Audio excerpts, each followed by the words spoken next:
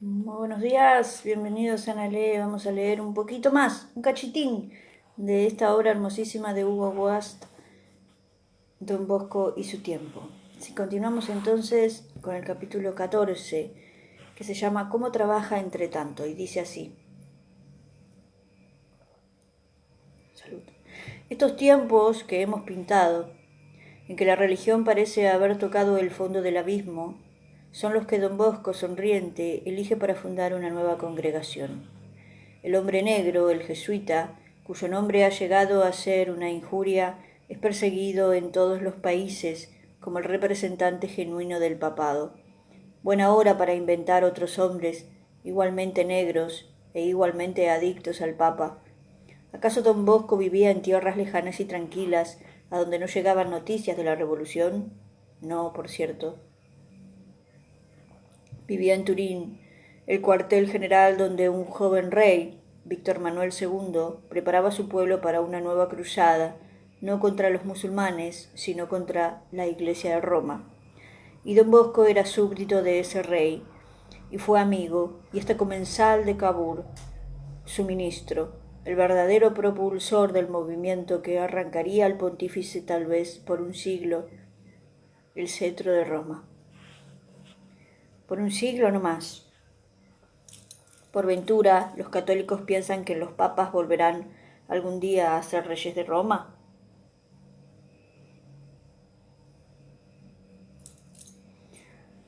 Y don Bosco era súbdito de ese rey y fue amigo, y hasta comenzar, los reyes de Roma.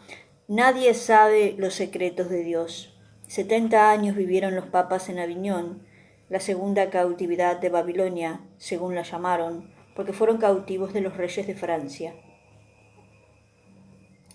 El 20 de septiembre de 1940 se cumplirán 70 años de la tercera cautividad, después del Tratado de Letrán entre el sucesor de Pío IX y el de Víctor Manuel II.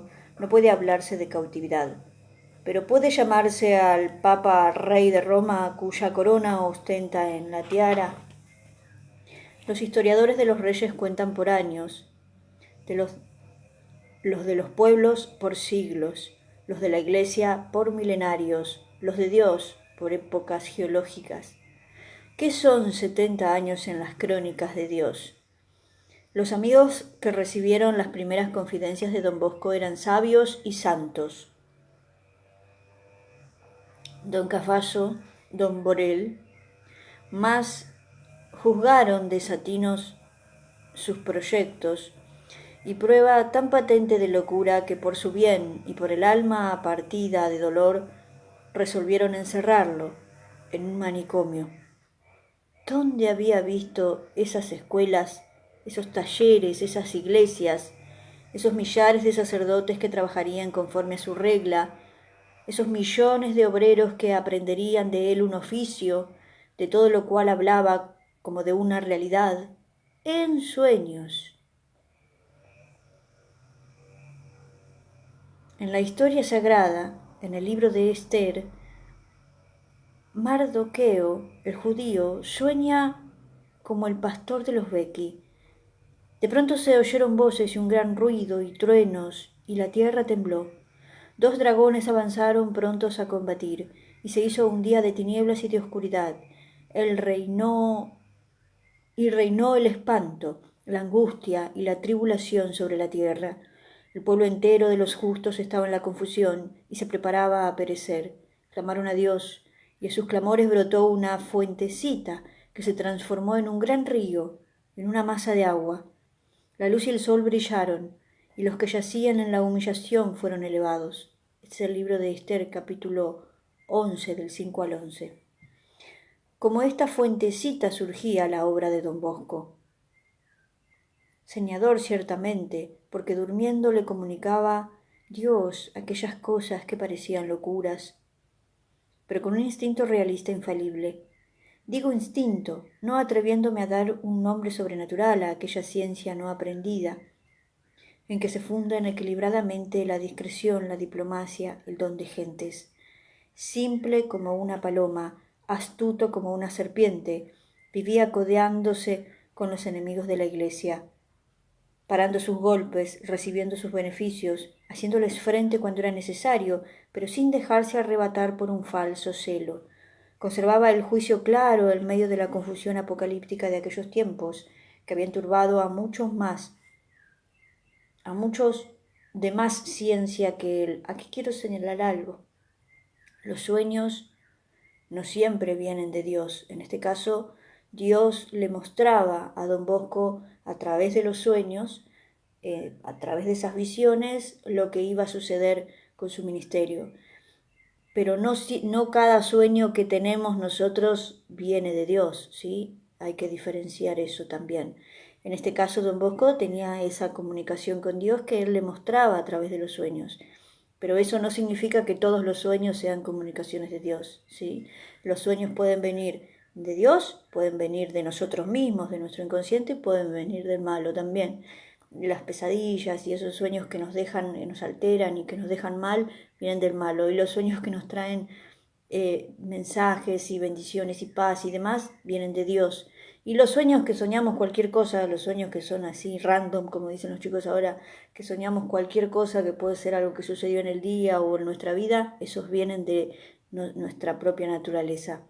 Así que quiero aclarar esto. No todos los sueños vienen de Dios. En este caso, don Bosco sí tenía ese don, tenía ese carisma. En los campos argentinos existen paisanos rastreadores o rumbeadores que encuentran el rastro o el rumbo hasta en los días de cerrazón, hasta en las noches lóbregas, y son capaces de hallar un derrotero a 100 leguas de distancia con los ojos vendados. Así es don Bosco. Posee ese sexto sentido de las palomas mensajeras, de las aves migratorias, la orientación.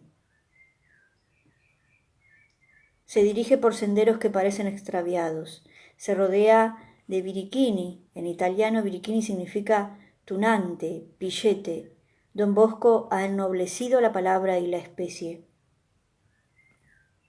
No se le ocurre buscar sus discípulos en los palacios, en las altas clases sociales, entre los que mañana serán los dirigentes de la nación. Toma exactamente el camino opuesto. Recorre las calles, reúne a los chicos abandonados, busca a los obreros, de preferencia a los ociosos y sin trabajo, que han aprendido a conocer el mundo en las prisiones y en cuyos oídos zumban ya los himnos comunistas. Esos son sus elegidos. A los otros los deja venir, pero a estos los llama, los persigue, no descansa hasta encontrarlos. ¿Y qué les ofrece y qué les enseña?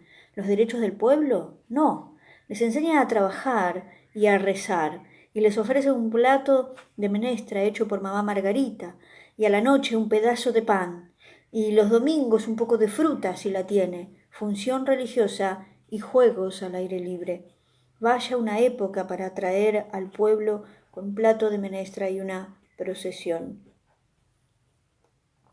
Cuando el Piamonte hacía su primer ensayo constitucional y se inauguraban clubs en todos los rincones de Turín, y el pueblo se embriagaba con los discursos de los futuros parlamentarios y con las soflamas de Mazzini, que le enseñaban sus derechos, y los frailes que prendían escarapelas tricolores, y los seminaristas desertaban los claustros para acudir a los comités, a don Bosco se le ocurría abrir también un club en la capilla Pinardi, y no para enseñar al pueblo sus derechos, sino sus deberes. Peregrina ocurrencia, y sin embargo, los hijos del pueblo acudían en tanto número que causaban envidia a los políticos y recelos a la autoridad. ¡Ah! No iban por el plato de menestra. Había otros que ofrecían más.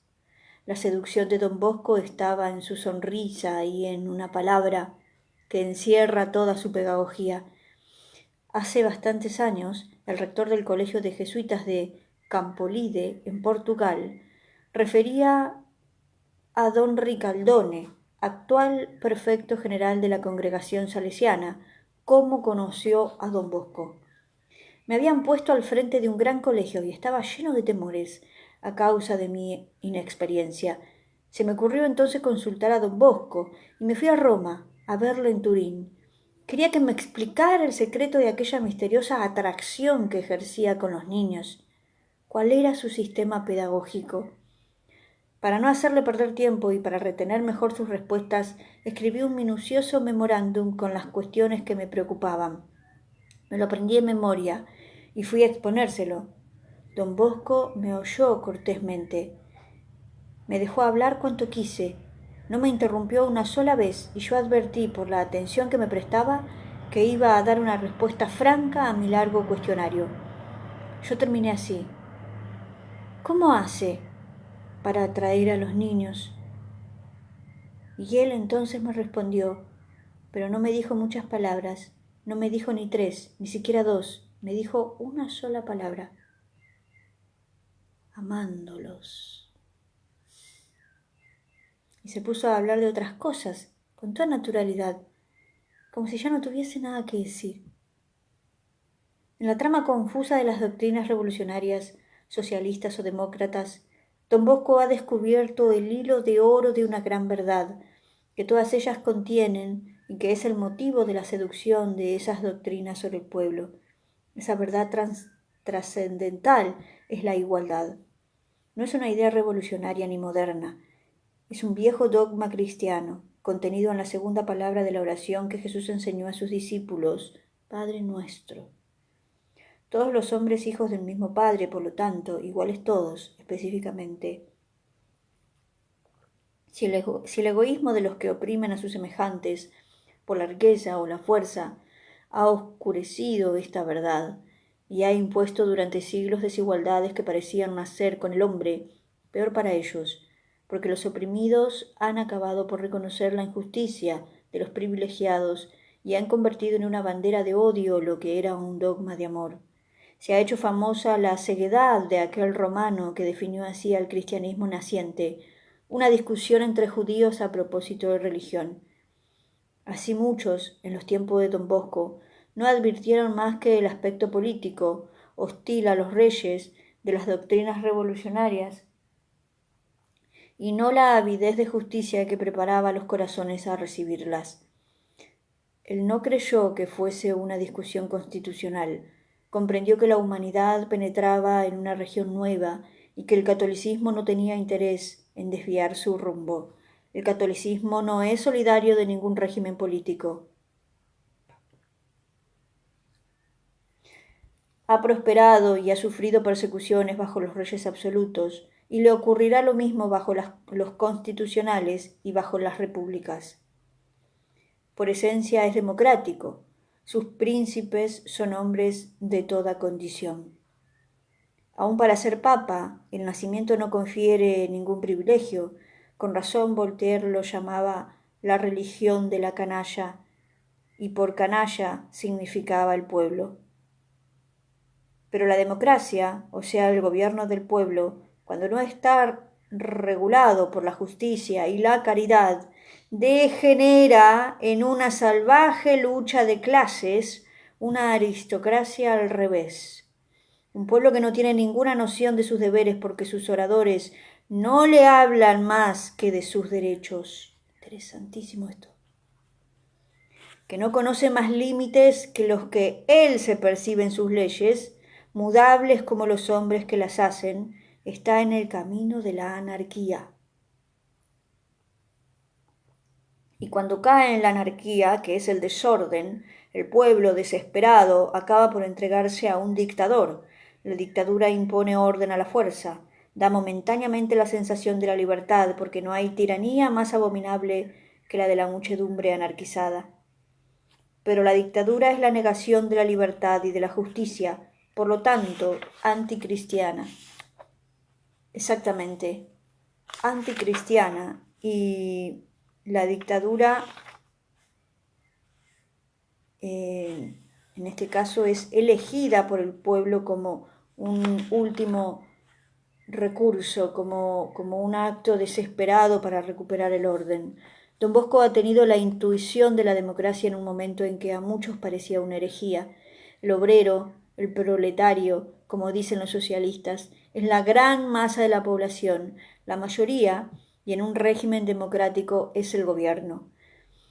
Preparemos al obrero para el gran papel que va a desempeñar en las sociedades modernas como lector y muchas veces como elegido. Y ahora voy a decir algo. Esto es mío, no estoy leyendo.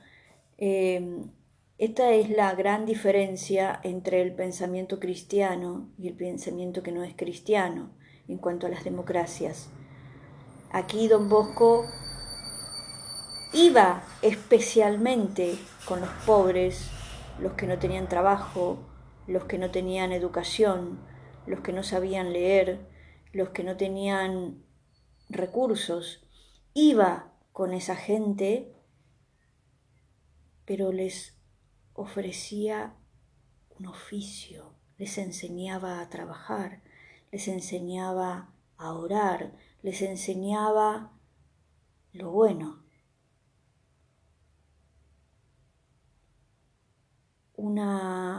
Un gobierno dictador va hacia esa multitud, hacia esa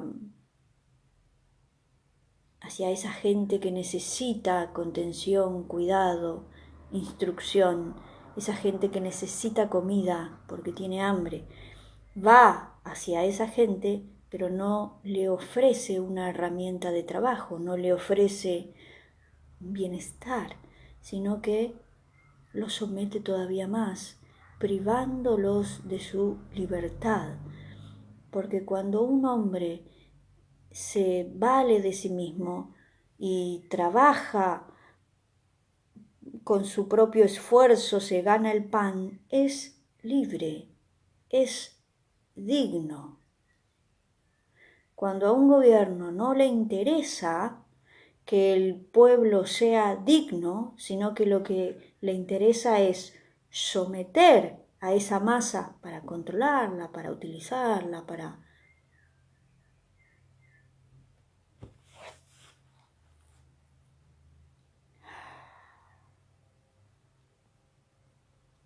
Seguimos.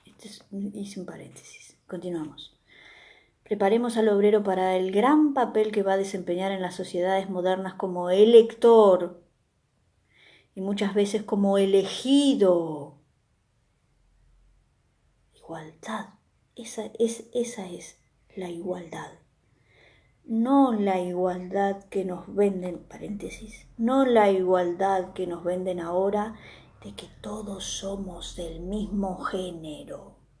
No importa de qué género sos. Yo me autopercibo como yo quiero y si yo quiero ser elefante, soy elefante. Y me pongo una trompa en la cara porque quiero. Y ustedes me van a tratar como elefante. Eso no es igualdad.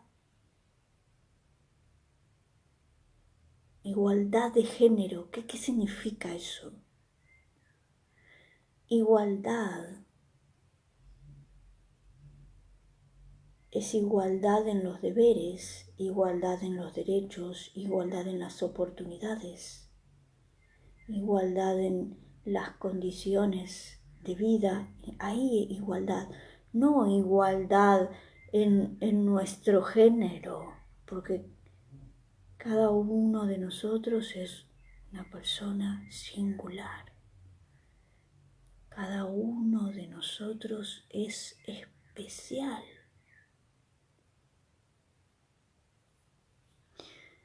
Entonces, prepararlos no solo como electores, sino como elegidos. Es hermoso esto, es clarísimo. Allí está la igualdad, en la posibilidad de colocar a un obrero como elegido, no solo como elector. Continuamos entonces.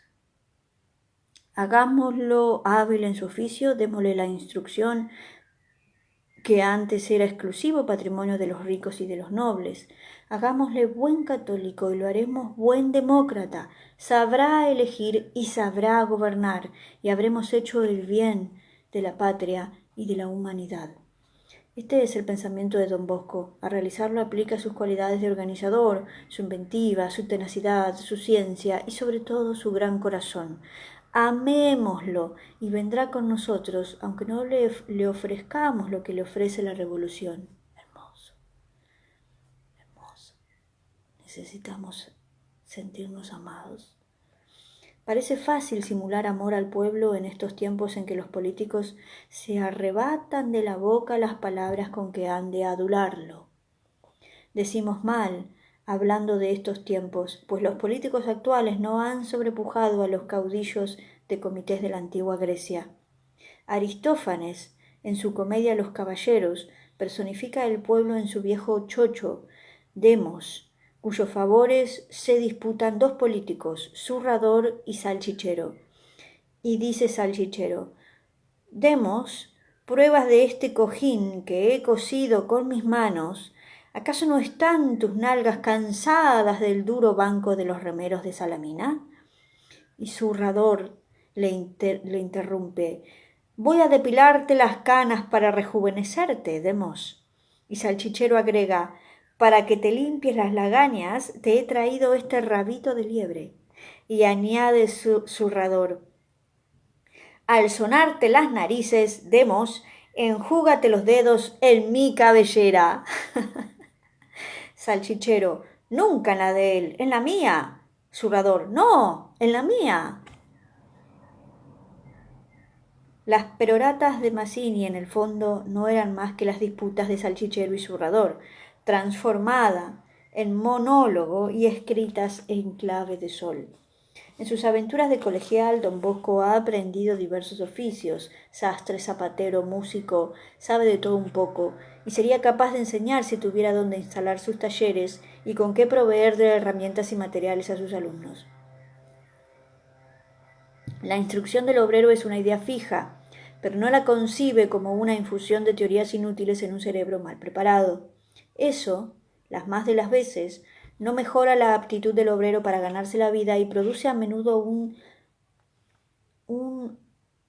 desplazado, es decir, un descontento con la profesión que las realidades de la vida le obligan a adoptar, pero una fantasía excitada encuentra humillante. No, don Bosco quiere perfeccionar las aptitudes del obrero dentro de su vocación, sin atiborrarlo de conocimientos inútiles, y quiere levantar de tal manera el nivel moral y profesional de sus alumnos, autoestima, que el solo hecho de haber aprendido en su escuela les sirva de recomendación para hallar trabajo, si es que no pueden establecerse por cuenta propia. Un sueño. ¿Cómo realizarlo cuando las necesidades del oratorio festivo crecen y no aumentan las limosnas, que son sus recursos? A los ojos del mundo, un santo debe ser un hombre desdeñoso del dinero hasta sentir náuseas delante de un escudo. El mayor pecado de las congregaciones religiosas expulsadas en muchos países fue el haber acumulado ingentes riquezas. Los que encuentran justo y laudable que un viejo verde y millonario deje su fortuna a la querida, se indignarían si le dijésemos ahora que ha hecho testamento en favor de don Bosco. Tranquilícense. En aquellos tiempos nadie pensaba tersar en favor de don Bosco. Nadie pensaba testar en favor de don Bosco. ¿Y qué falta le hacía? Era pobre como Lázaro, pero estaba lejos de maldecir el dinero. Al contrario, lo respetaba como el signo del trabajo de un hombre, y cuando sabía que en tal casa le darían un puñado de escudos, volaba allá y llenaba de bendiciones la mano generosa que se los ofrecía. Es el santo en cuya vida se refieren más anécdotas en que el dinero desempeña algún papel, y algunas de ellas son deliciosas. Un día, cuando era ya un hombre célebre, tenido por santo, una dama riquísima se arrodilla delante de él y le suplica que le conceda un autógrafo para guardarlo como una reliquia. Don Bosco sonríe, toma la pluma y escribe: recibí de la señora tal la suma de 2000 liras para la merienda de Miss Birichini. La dama lee, comprende, suelta la plata y besa la reliquia que acaba de obtener. Don Bosco es el santo de una época materialista en que nada se hace sin dinero. Su realismo robusto le hacía ver en cada pieza de oro los kilos de pan, los pares de zapatos, los metros de paño que podría adquirir para sus bikini. Y cuando le faltaba esa moneda, suplicaba al Señor de rodillas que se la mandase, y si Dios le hubiera enviado un ángel con una bolsa de escudos o con un cheque, lo habría recibido sin ninguna confusión, y hasta por la costumbre que tenía de hacerlo, cogiendo la pluma para firmarle un recibo.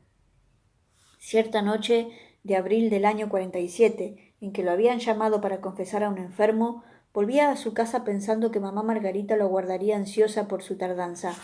Avanzaba a prisa, gracias a que conocía bien su camino, pues no había más luz en el cielo ni en la tierra que la que se escapaba por la puerta mal cerrada de alguna taberna. Mala hora y peores tiempos para encontrarse con algunos afiliados de la joven Italia, inclinados a ver jesuitas en toda sotana negra. Al doblar una esquina de Vía Dora Grossa, que hoy se llama calle Garibaldi, observa un grupo de mozalbetes mal entrazados a la entrada de un negocio de vinos. Pésimo encuentro. De buena gana desviaría su ruta, pero ellos lo han visto y hasta lo han saludado con una blasfemia. Si retrocede, será peor. A mal tiempo, buena cara. Avanza con paso firme y se les pone delante. Buenas noches, mis queridos amigos. Me pareció que me llamabais. ¿Qué tal? ¿Cómo andan los negocios? Ellos, paralizados por la sorpresa, no le responden. Lo miran nomás. No le hallan traza de jesuita. Es seguramente un abate, un teólogo.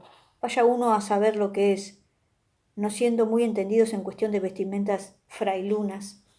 Los negocios andan mal, señor abate, responde brutalmente el más audaz. ¿Por qué? ¿La guerra, acaso?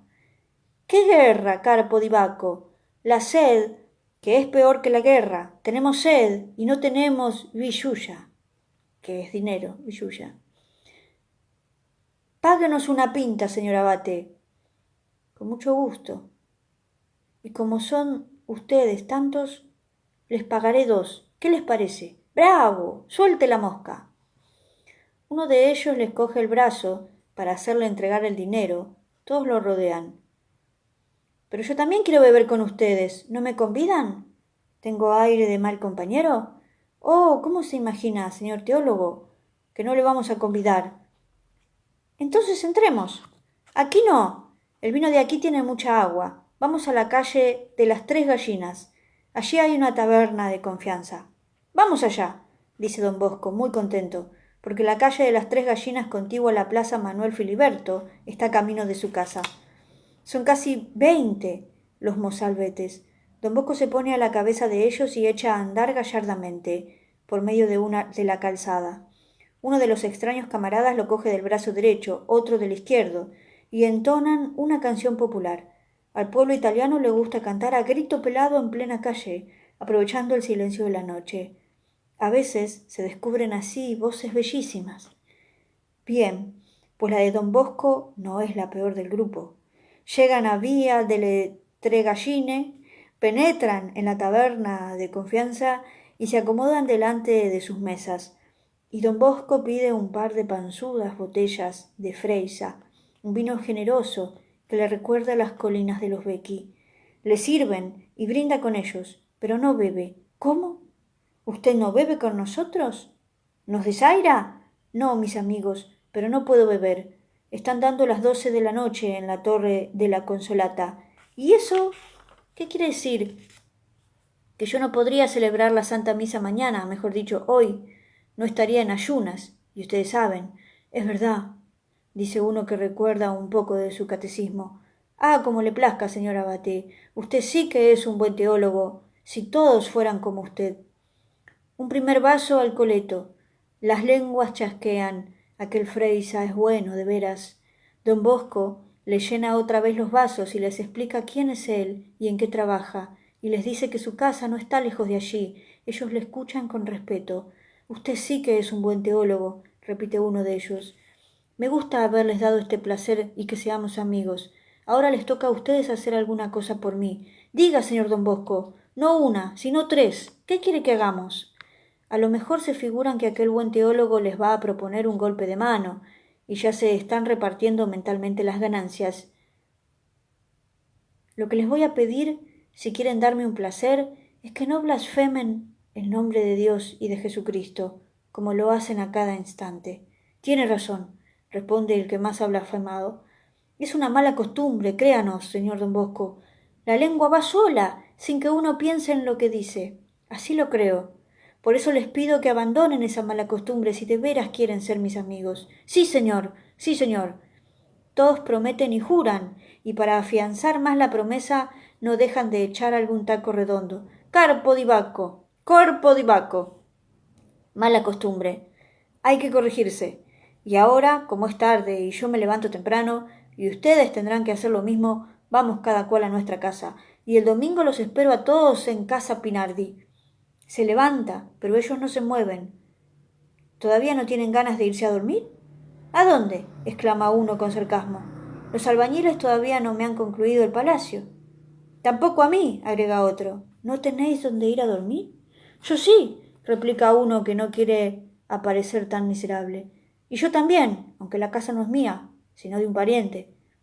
Yo no soy exigente, y conozco un albergue que por 4 sueldos me da cama. Don Bosco recapacita. Pobres mozos. ¿Qué moralidad puede conservarse en aquellas condiciones?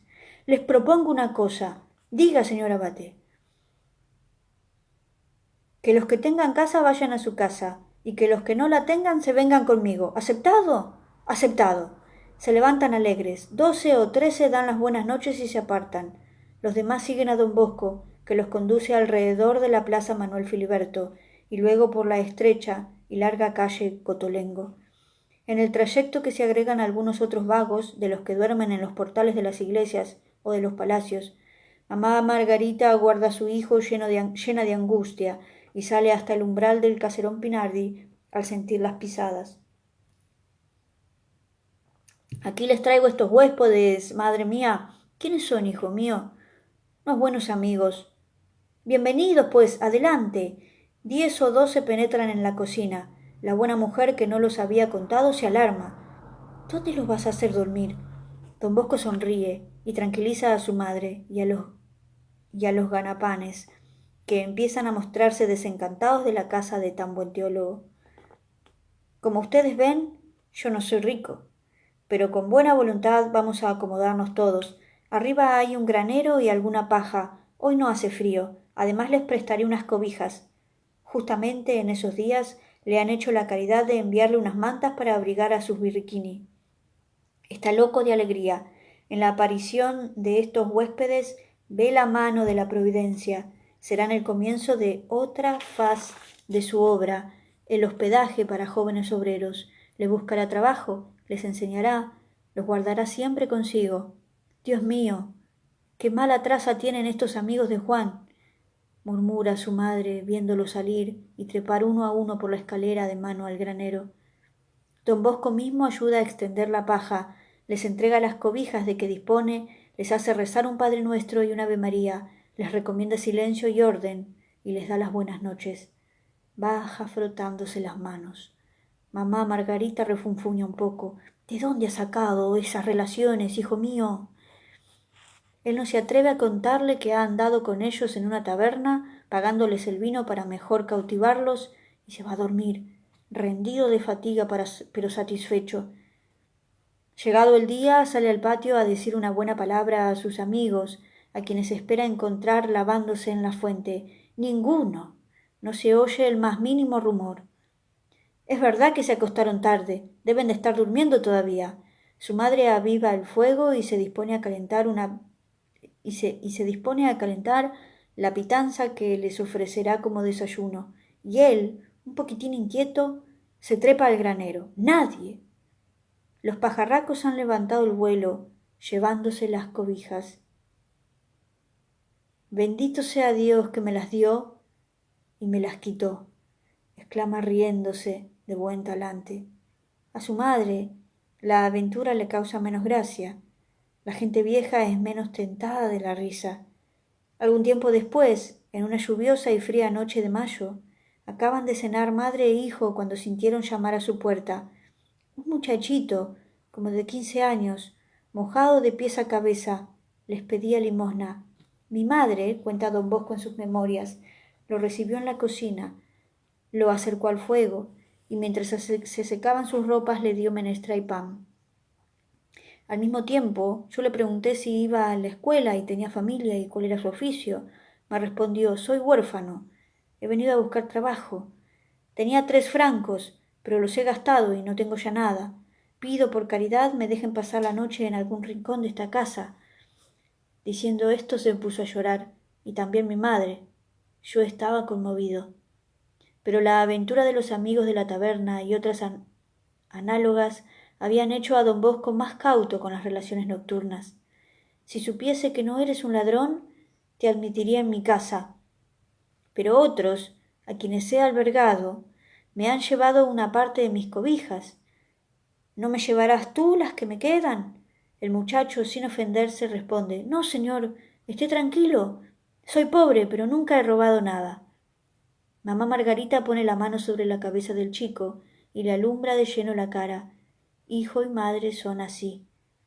Cuando el uno se entrega, el otro resiste. Si el uno disiente, le toca el turno al otro de dejarse llevar por la divina imprudencia de los corazones generosos. Así compensan alternativamente sus cualidades, que en el fondo son las mismas, como surgidas de la misma fuente.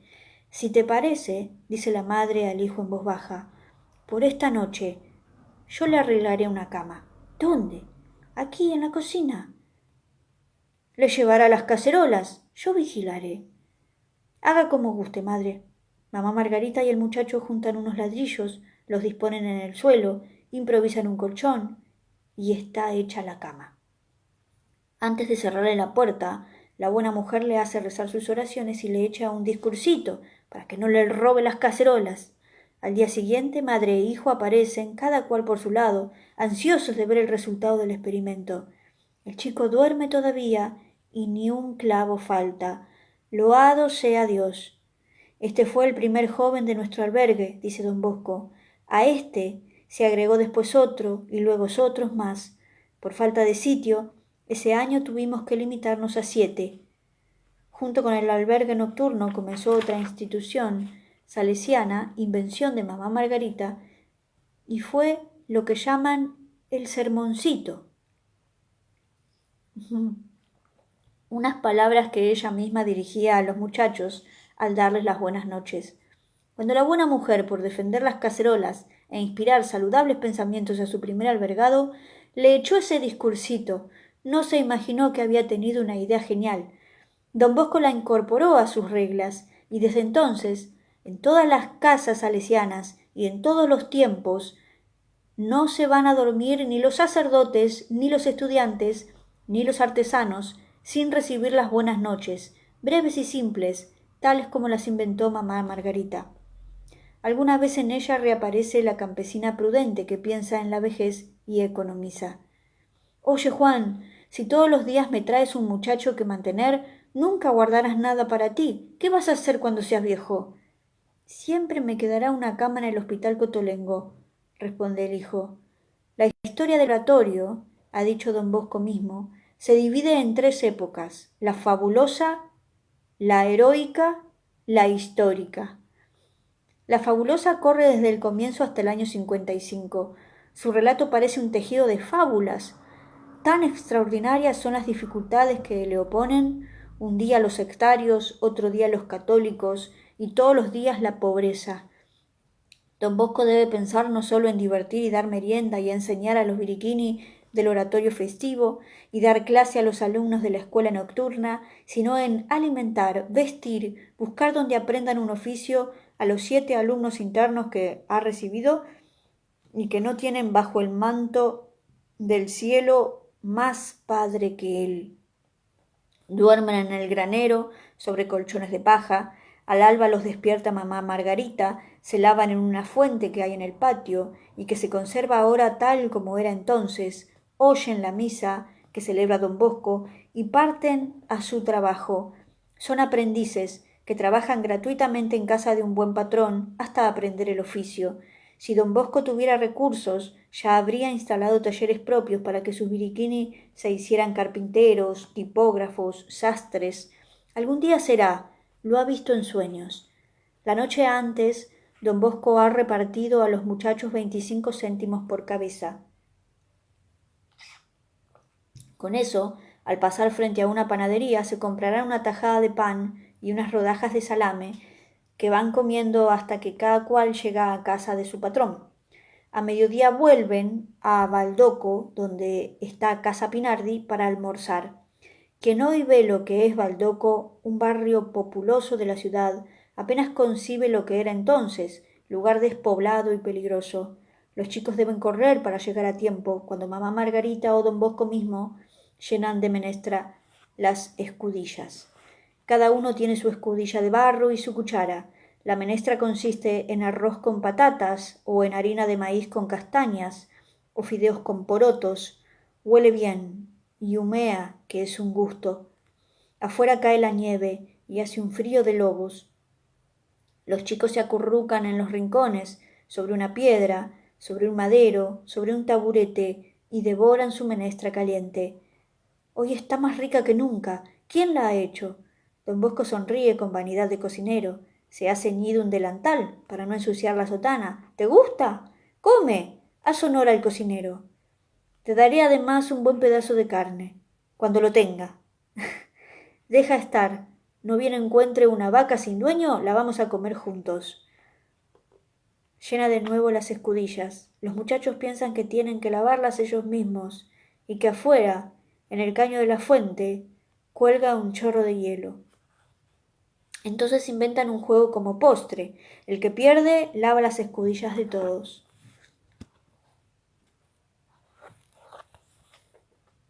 A la noche, la escena es más pintoresca. Parece un cuadro flamenco. La cocina tibia sirve de comedor y de escuela para los alumnos de música. Don Bosco no solo corta pantalones y hace zapatos, y fabrica mesas y taburetes, sino que enseña canto y violín. Y mientras sus alumnos rascan la tripa, él, con el cucharón, lleva la batuta. A la luz del velón, mamá Margarita cose y remienda las ropas de aquellos hijos con que Dios bendice su fecunda vejez. Para llevar adelante aquella empresa no solo necesitaba dinero, sino colaboradores. Había que enseñar, predicar, confesar, salir a pedir limosnas, volver a casa, cocinar, contratar con proveedores, escribir cartas y libros. Las fuerzas de un solo hombre no bastaban. Desde el comienzo había encontrado providenciales, cooperadores, sacerdotes y seglares, pero los tiempos eran terribles. Jamás quiso don Bosco mezclarse en política, pero la política se metió a menudo con él. Vino el tiempo de la prueba, el 48, contaba años después a sus discípulos. Hasta algunos sacerdotes que me ayudaban querían conducir mis jóvenes a las plazas a gritar ¡Viva Italia! Lo más difícil no era hacer frente a los que eso pretendían, sino impedir que sus biriquinis se dejasen arrebatar por el torrente democrático. Un día, refieren las memorias, a eso de las 2 de la tarde, estaba yo en el recreo con mis jovencitos. Uno de ellos leía el periódico La Armonía, católico, cuando unos sacerdotes, que solían venirme a ayudar a las fundaciones sagradas, se presentaron con medallas, escarapelas y bandera tricolor, y con un diario verdaderamente inmoral, La Opinión. Uno de ellos, respetable por el celo y la doctrina, se adelanta, y viendo que a mi lado alguien tenía en las manos La Armonía, exclama: ¡Qué ignominia! Es tiempo de acabar con estos. Y en diciéndolo arrebatóle el periódico, lo hizo 1000 pedazos y lo pisoteó. Templado con ello su fervor político, me dice poniéndome ante los ojos La Opinión: este sí que es un buen diario, que deben leer todos los honestos ciudadanos. Don Bosco trata de apaciguar al enardecido patriota. Suena la campana llamándolos a la iglesia. Uno de los sacerdotes recién llegados iba a hacer el sermón. Don Bosco se le pone cerca del púlpito, alarmado de su escarapela y temeroso de lo que va a decir. Debía hablar de moralidad a los biriquini, y en todo el tiempo no les habló más que de libertad, emancipación, unidad. Don Bosco se refugia en la sacristía y se pone a pensar lo que va a decir él mismo para disipar el efecto de aquel discurso de comité. pero no le dan tiempo. Termina el orador invitando a los muchachos a salir a la calle en manifestación, y todos le siguen, cantando himnos nacionales y haciendo flamear la bandera de la unidad italiana. Un sueño providencial conforta a aquella alma angustiada por el abandono y la ingratitud. He aquí su relato. Una pena me llevó por un camino todo cubierto de rosas, no solo abajo, sino también arriba y a los lados, a la manera de una bóveda. Nunca he visto rosas semejantes. Y me dijo, anda. Yo, por no pisotear tanta hermosura, me quité los zapatos y avancé un paso o dos. ¡Ay! Tuve que detenerme. Había pisado una espina que me causó grandísimo dolor y vi muchas otras escondidas. Aquí hay que ponerse los zapatos, dije, y el que me guiaba respondió, ciertamente debes ponerte los zapatos. Así lo hice. Me seguían una multitud de sacerdotes y otras personas. Eché a andar. A pesar de mis precauciones, a cada paso me punzaba alguna de aquellas durísimas espinas. Llegué, no obstante, al final de mi camino y miré atrás. De tantos compañeros no quedaba ninguno. Se lamenta de su soledad y de pronto ve llegar otros que le buscan. Aquí estamos. Queremos ayudarlo. ¿Has comprendido? Le pregunta aquel que lo guiaba. No, por cierto. Este camino es tu misión de educar a la juventud. Debes seguirla con zapatos, o sea, con prudencia. Las rosas son el símbolo de la caridad ardiente, que debe distinguiros a ti y a tus colaboradores. Las espinas, los obstáculos y padecimientos que sufrirás. Pero no te desanimes. Con la caridad, con la mortificación, lo vencerás todo y tendrás al fin rosas sin espinas. Los biriquini volvieron, pero no los turbulentos pastores con que sus himnos y banderas los habían alejado del oratorio. Como en el aire se respiraba la pólvora, formaron... Uy, uy, uy, uy.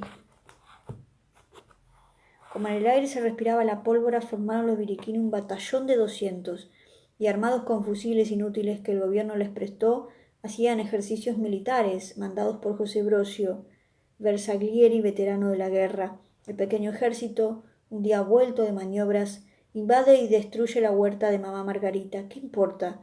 Don Bosco se alegra, porque ha logrado satisfacer sin peligro el espíritu bélico de sus jóvenes.